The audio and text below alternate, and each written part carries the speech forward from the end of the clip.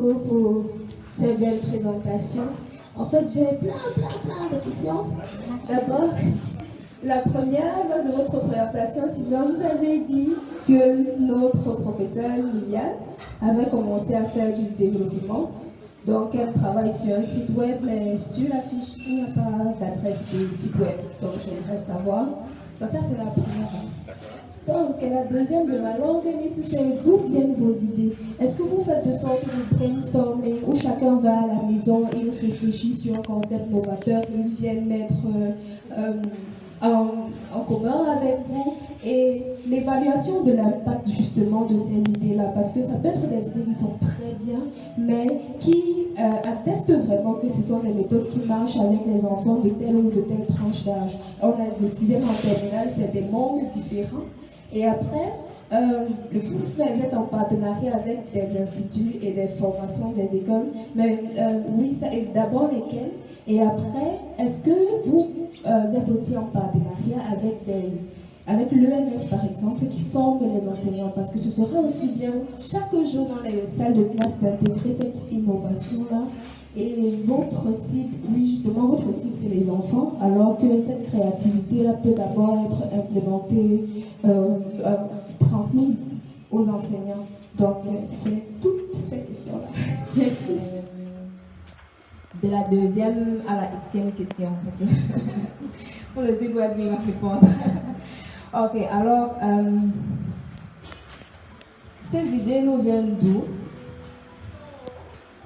Déjà, je voulais savoir, ce sont les idées de ce projet ou bien les idées des projets des différents ateliers, ou c'est en général? Ok, alors l'idée du projet, comme Sylvain l'a dit quand il présentait le centre, c'est qu'on est parti de nos expériences en tant qu'élèves, parce qu'on était élèves, en tant qu'étudiants et aujourd'hui en tant qu'acteurs éducatifs travailleurs, c'est-à-dire on travaille dans le domaine éducatif. L'enseignant, assistant et chargé du network d'une organisation. Et moi, je suis enseignante d'allemand. Donc, on est parti de toutes ces expériences combinées à maintenant être responsable des jeunes, de leur développement en divers compétences. Par exemple, chez moi, c'est l'allemand et chez lui, ce sont les sciences mathématiques, physiques et consorts. Donc, alors, en déterminant les lacunes que nous avons relevées, on s'est dit, OK, il faudrait qu'on agisse. Et il s'est trouvé qu'on ait des passions en commun qui sont de faire des choses pratiques, concrètes, vraiment, de vivre de façon concrète et de palper la réalité du doigt et aller au-delà des théories qu'on nous enseigne, que ce soit des théories qu'on trouve sur Internet ou bien que ce soit des théories que les enseignants nous transmettent. On a essayé d'expérimenter. Et lorsqu'on sentait que ça fait du bien, on se sent bien, et puis on comprend un peu plus le monde qui nous entoure, on est plus épanoui, on a dit mais il faudrait bien partager ça. Il faudrait bien qu'on communique ça pour que si d'autres personnes peuvent également trouver leur épanouissement à travers ça, qu'on leur donne l'occasion. Alors, celle qui suivait, c'était pour est-ce que c'est pour les plus petits? Déjà, c'est vrai que la cible phare, on parle des élèves, mais c'est également précisé dans le projet que les enseignants d'abord, parce qu'avant d'atteindre la cible phare qui sont les élèves, la jeunesse, il faudrait d'abord passer par les encadreurs. Et c'est pour ça que depuis début novembre, on travaille avec l'équipe que j'ai présentée au début. Ce sont des enseignants. Donc ils ont fait une formation pendant 2 mois, une formation de longue durée, où on a travaillé sur les modules par rapport au contenu et identifié quel est le contenu qui va au type d'élèves. Vous savez que le ministère de l'Éducation, dans toutes les disciplines, selon l'APC, a développé divers modules. Donc, ils sont partis de ces modules dans les disciplines respectives pour identifier les activités pratiques que les apprenants sont censés développer pendant le cours. Par exemple, comme il a fait l'expérience de la fusée, Alexis, ça va dans quelle classe? Là, c'est la seconde série. Voilà, ça va la seconde série. Maintenant, la saponification, on l'a dit tout à l'heure, c'est dans la classe de terminale. Donc, c'est identifier les compétences. Les activités pratiques sont identifiées par rapport au niveau de l'élève. Et c'est exactement comme ça que les ateliers avec les apprenants vont se faire. On dit, OK, là, nous sommes prêts à travailler avec tel type d'élève. Voilà le module, voilà les activités, les compétences qu'ils peuvent développer. Et c'est en fonction de cela qu'on programme les ateliers avec les élèves. Donc, on passe d'abord par les enseignants parce que les enseignants, vous avez vu, pour la petite histoire, Alexis a vraiment travaillé un énorme boulot pour vous faire cette démonstration comme vous avez vu là.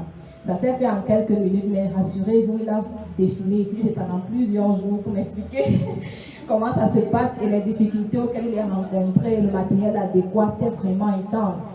Ce qui fait que les enseignants déjà doivent développer ces compétences-là parce que c'était sa première expérimentation. Donc il a fallu qu'il développe d'abord ces compétences-là.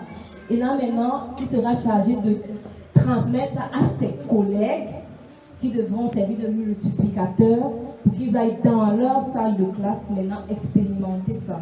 Et là, on atteint notre cible phare qui sont les élèves, mais il y a des intermédiaires qui sont les enseignants et aussi même les parents, les proviseurs et tout le reste avant d'arriver aux élèves. Donc si je peux, s'il y a encore une question, je n'ai pas répondu. Bonsoir à tous. Moi, c'est Dr. Medina Robert. Je suis personnellement ému. Je voudrais poser la question de savoir si le centre est ouvert tous les jours et de quelle heure à quelle heure. La périodicité d'ouverture, parce que nous pourrons faire venir nos enfants pour assister au projet spécial. Merci. Et si vous consultez toujours cette plateforme, vous verrez que c'est ouvert. Ça sera ouvert de 9h à 17h tous les jours de lundi à samedi. Okay. Donc on va se réorganiser, on va s'organiser pour que le centre soit ouvert en fonction des projets qu'on aura en place. Donc actuellement, tout est en train d'être monté. Et certainement, puisqu'on a pris les contacts email et sachant que certains d'entre vous allez nous contacter entre-temps, nous vous donnerons plus d'informations par rapport aux heures d'ouverture. Vous avez les adresses sur les flyers que soit vous avez déjà reçus ou vous recevrez, également sur le livret que vous avez et sur les posters qui sont juste derrière vous. Merci. Ce que nous privilégions comme méthodologie ici, c'est que l'enseignant signale le besoin et qu'il soit prêt à apprendre. Surtout si c'est un matériel didactique qu'il doit concevoir, parce que le matériel qu'on conçoit ici, on voudrait que les enseignants apprennent à le concevoir.